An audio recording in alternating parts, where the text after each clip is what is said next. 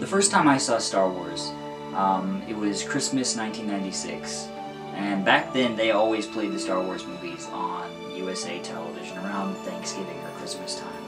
And we were flipping through the channels, and it was like, what is this? You know, Three Musketeers and Zorro and all those old swashbuckling films, Robin Hood. That was like the pinnacle of cool to me, all that sword fighting and everything. And then we saw Star Wars, and it was like, wow, this is what movies can be.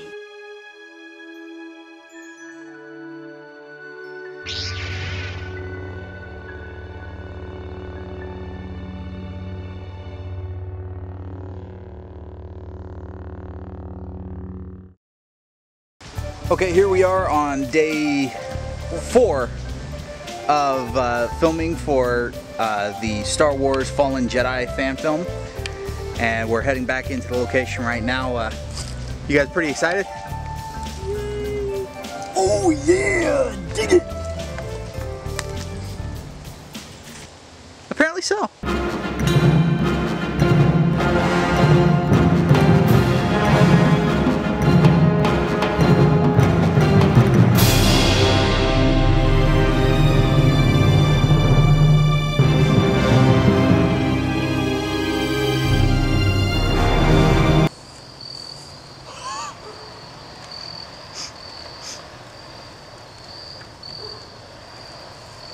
Okay, good to go? Perfect. I'm David Overholt. I am the writer-director of Star Wars Fallen Jedi. My name is Michael Overholt, and I am the cinematographer for the fan film Fallen Jedi. I'm Micah McGill, and I play Jedi Master Bong Zar in Star Wars Fallen Jedi. Okay, so the first time I saw Star Wars, I was unique among the family because I was under the impression that Star Wars was stupid. And when Mom was flipping through the channels and came across A New Hope, and we saw the robots in the desert is where we picked up with the droids C-3PO and R2-D2 in the desert. And she's like, well, you guys want to watch this? And I was like, yeah, this will be funny. You know, I was expecting like a science fiction theater, what's that? Mystery Science Theater 3000. That's what I was expecting, that kind of a moment. We were just going to make fun of it the whole time. And it kept going, and I was like, well, where's the stupid part? And it just kept going. I was like, I loved it. So my first memory of Star Wars was when my family and I were on vacation in Florida, and in 1977 when the movie came out, May the 4th, and I was like 4, and my parents and I took my older brother, he's 7 years older than me, and to go see it. They weren't sure if I could handle it back then, because you know, PG was kind of a different thing in the 80s, or sorry 70s, than it is nowadays. But so I remember them leaving me. They got a sitter. We took a sitter with us on the trip, and so she stayed with me the whole time that they were at the movie. And then they came back, and of course my brother was, you know, totally stoked, totally excited about it.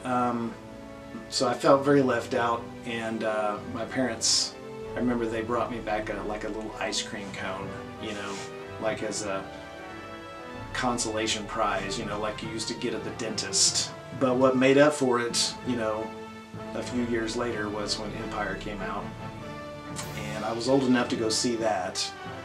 And I remember we went to a little theater, probably a 2-screen theater in a mall. It was back in the 80s when they had the in the mall theaters, and the line for the movie was stretching out of the mall, through the mall, out into the parking lot, and then it kind of wrapped around the entire mall. So that was like opening night, and there were people in costume and everything, and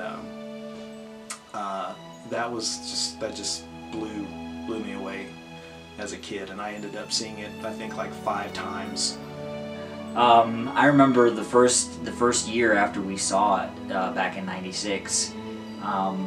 That was like the year of Star Wars for us for Christmas, and it would be the pattern for many Christmases to come.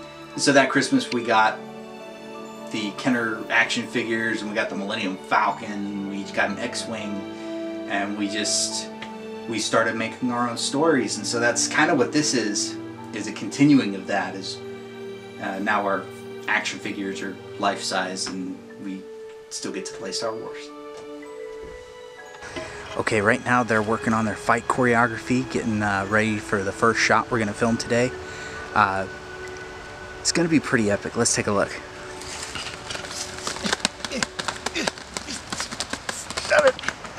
It's going to be awesome. Okay, right now they really are practicing the shots we're going to be getting and just running through the choreography that they've been practicing for the last 3 months. It gets a little bit different when you got the trees and the uneven ground, so they're just running through, make sure everything's going to work before we start shooting.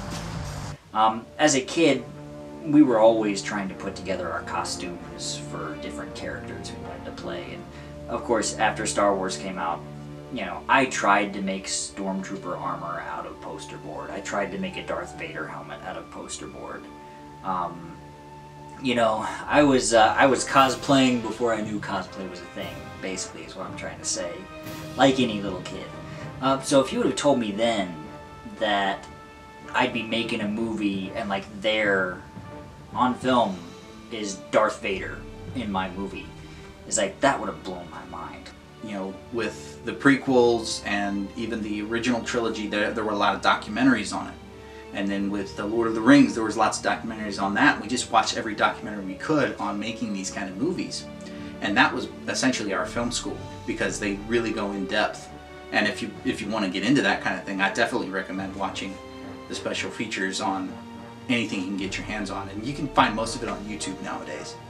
You don't necessarily have to find the special collector's edition, although I have them.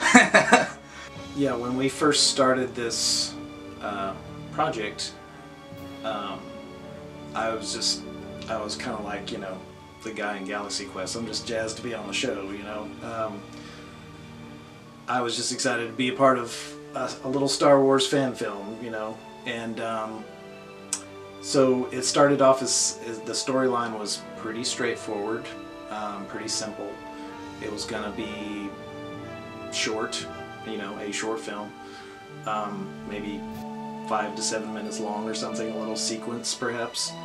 But then it kind of morphed, it kind of evolved into a more collaborative effort, and where we started kind of blocking out scenes and part of the fight and here and there, and then we started talking back and forth, the director and I, about more story elements that we could kind of drop in here and there, and sort of became more of a kind of a back and forth, like, oh yeah, wouldn't it be cool if we did this with the story, and wouldn't it be cool if, and so it became more of a collaborative thing, and that's been very fun, kind of being a part of that. And I've always wanted to do film since I was a kid, and just kind of got sidetracked with life over the years. But you know, being able to be a part of something like this is like a childhood dream. Once it gets on the computer and it's been edited, and we've got the lightsaber blades on there, and we've got the sound effects for the lightsabers, like watching the teaser trailer and seeing that, I was like, wow, that's cool. I hope to make Star Wars, you know. When I was a kid, you know, being a Jedi or whatever, I had those old put it to the light, you know, glow in the dark lightsabers that were kind of the knockoff versions, you know, that you'd find at Walmart or something. Not the official Star Wars things, but I basically, when I wasn't being Han Solo, I had my little plastic glow-in-the-dark lightsaber, so learning how to actually do the choreography has been a blast. Actually, I wasn't sure if I had the brain to do it. I wasn't sure I wanted to play this character anyway. I thought I'd be fine with just playing, like a little alien, off to the side with a mask on or something. But when we started talking about it, I was like, I'm not getting any younger, so I might as well be a Jedi when I can. You only live once. We're trying to incorporate styles from different eras of Star Wars, including the original trilogy, kind of combined with some of the styles of the prequels,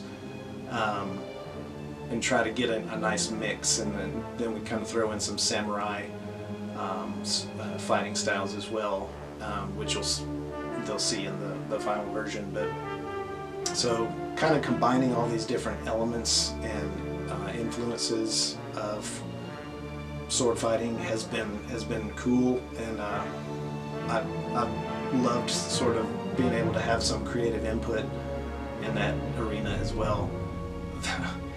The funniest thing is actually facing Vader on location and seeing the big helmet coming at you, flailing a red lightsaber is it seems like it would be fun, but in a way it's like pretty scary when you're on the receiving end of that. Star Wars is a great way for young filmmakers, I think, to get their feet in the water as far as filmmaking goes, because you have a world already set up for you, and you sort of have a watermark of like, okay, this is what you're reaching for, and it helps to have something to shoot for, because you're not going to get there, but if you could even get close, you're going to learn a lot about filmmaking, and if you get lucky, you might have some happy accidents, and you might get pretty close to what you're trying to do. So we're just shooting for that goal of, let's see if we can make it feel like Star Wars, and we're putting a lot of passion and love for Star Wars into this, and it's really a thank you to Star Wars fans, but also to George Lucas for making such a rich universe of characters that have inspired people for so many years.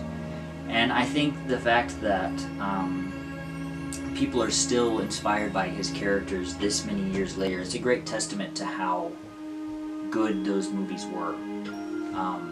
So we're just hoping to sort of live up to that legacy a little bit.